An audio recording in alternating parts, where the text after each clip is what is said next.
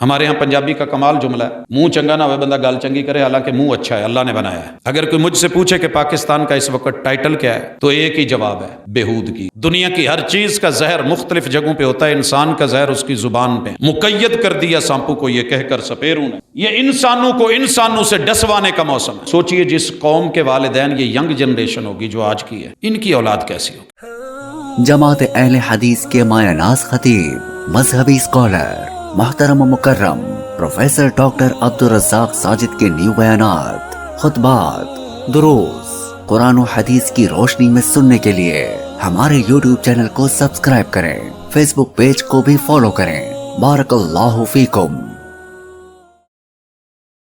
مالک فرماتے ہیں وَقُولُوا لِلنَّاسِ حُسْنًا۔ یہاں بھی ہم مار کھا رہے ہیں، کتنا خوبصورت جملہ تھا۔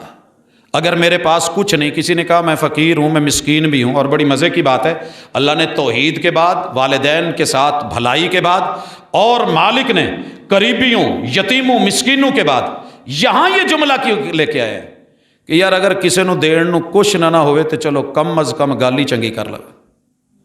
ہمارے ہاں پنجابی کا کمال جملہ ہے، منہ چنگا نہ ہوئے بندہ گل چنگی کرے، حالانکہ منہ اچھا ہے، اللہ نے بنایا ہے۔ بات اچھی کرنی چاہیے، منہ جیسا بھی ہو، اچھی بات، اچھا لب و لہجہ، اچھی گفتگو، اور یہی ہم سے نہیں ہوتی، چھن گئی ہم سے۔ اگر کوئی مجھ سے پوچھے کہ پاکستان کا اس وقت ٹائٹل کیا ہے تو ایک ہی جواب ہے، بےہودگی۔ کوئی روکنے والا نہیں، کوئی لگام دینے والا نہیں۔ کہتے ہیں کہ گھوڑا جتنا منہ زور ہو، لگام اتنی مضبوط ہونی چاہیے۔ گاڑی جتنی مہنگی ہوگی اور ہیوی ہوگی، اس کی بریکیں بھی اتنی سخت، اور انسان کی بریک بے لگامی، اس کی مہار اللہ نے زبان میں رکھی ہے۔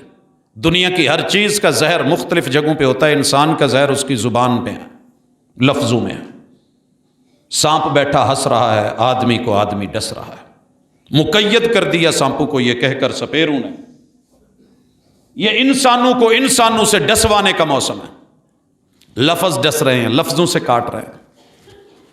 تو کوشش کریں میں اور آپ اپنی گفتگو میں تھوڑا اس کو لائٹ کر لیں، وہ بولیں کہ جو کل کو سنیں تو برا نہ لگے۔ ہوتا یہی ہے کہ لفظ لوٹ کے آتے ہیں، یہ باز گشت ہوتی ہے۔ جو ہم آج بول رہے ہیں وہ کل کو ہماری نسلوں نے بولنا ہے اور ہمیں واپس لوٹانا ہے۔